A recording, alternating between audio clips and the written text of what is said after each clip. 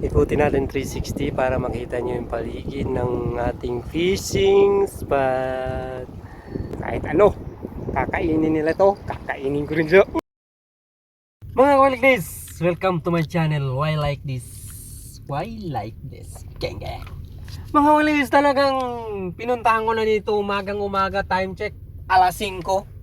Pinupuntahan ko ulit yung spot mga Wildlife. Di talaga ako makamove on na hindi ako makahuli ng mamaw na bangus dito.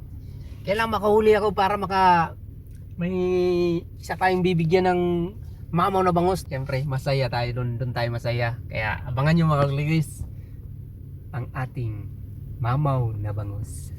Tara mga Wildlife, ito yung fishing spot natin sa bangus. Kaso nagpapakita lang yung mga bangus eh. Ayaw kumain sa pahin ko. Wala na kasi tayong fresh lumot mga Wildlife. Hindi na fresh talaga.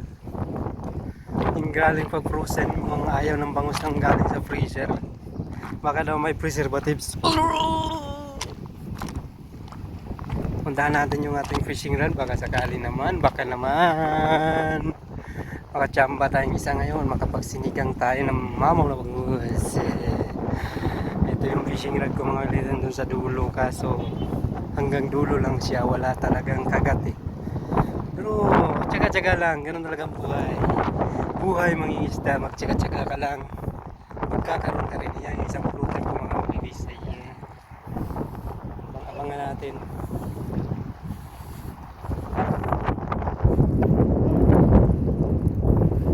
Isang fisherman ng mga ay abangan natin kung anong mangyayari sa susunod na mga minuto. Mga Wildlife, set up tayo ngayon ng pangbangus dito pa rin sa dating spot, yung may Hilton. Yan o, Hilton. Yan, legal mag-fishing nito mga Wildlife, legal. Kaya susubukan natin kung makahuli tayo ng mamaw na bangus. Abangan nyo na lang. Ito yung ano natin, no. Yan, yung fishing rod natin, yung floater, andon yung nakita nyo yung orange. Yun. Ayun, ang floater natin. Abangan nyo mga Wildlife. Abangan nyo, sana kainin ng mamaw na bangus. Abangan.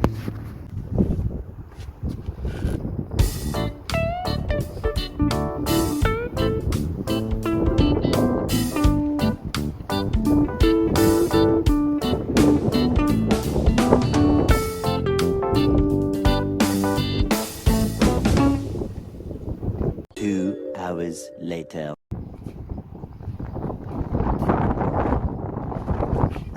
Mga Wildlife, mukhang hindi maganda ang kapalaran natin ngayon.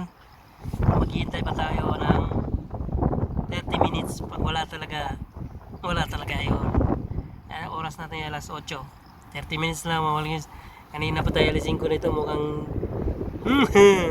hindi talaga pinapalad yung spot natin dito. Pero dun sa kabilang isla talagang napakaraming isla doon, pero malayo. Sinubukan lang natin dito kasi kanina ang daming bangus eh. Ngayon wala na yung mga bangus, pero nawala na rin yung chance natin. Kung kanina maraming bangus walang kumain, oh my goodness, abangan na natin. 30 minutes na lang, medyo mainit na rin eh. Abangan nyo ang susunod ng mga kabanata. Ito nga pala yung paligid ng ating fishing spot mga Wildlife. Ayan, ikutin natin 360 para makita nyo yung paligid ng ating fishing spot.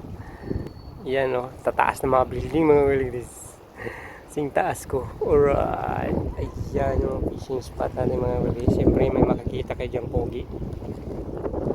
Yan na ba, nakikita nyo yung pogi? Yan yung fishing spot natin mga Wildlife. Later. Bago tayo set up, ito isda naman, pahay natin isda. Sakaling makahadali tayo ng hamor. Tingnan natin anong kakain ito. Kahit ano, kakainin nila to, kakainin ko rin siya. Alright, tingnan natin. 3 hours later.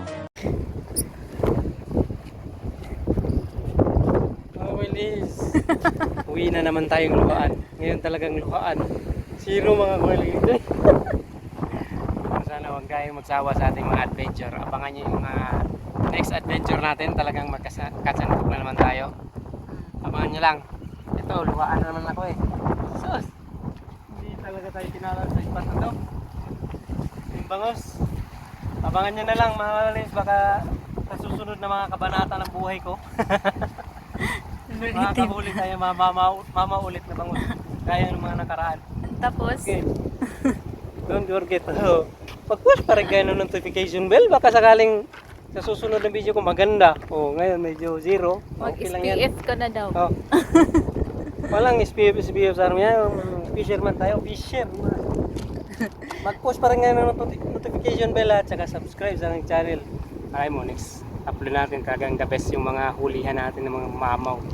Maraming salamat mga walis. Diyan na yung nagtatapos yung serye niya. Lulundag na lang kami dyan, oh.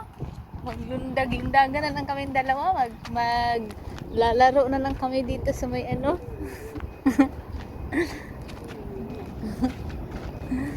Luwi kayo na siya. Uy, kubit. Di bale. Sinundo ko na nga pala siya guys kasi ano oras na tirik na yung araw. It's 8:20. Ay, 8:30 na pala. Hindi na namin umuwi.